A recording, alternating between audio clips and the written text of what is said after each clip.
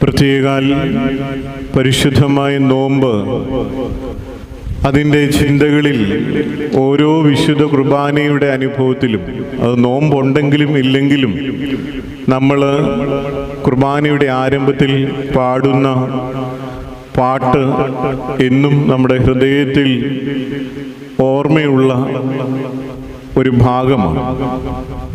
ഹാബീലിൻ കുഞ്ഞാടും നോഹേനുടെ കാഴ്ചയതും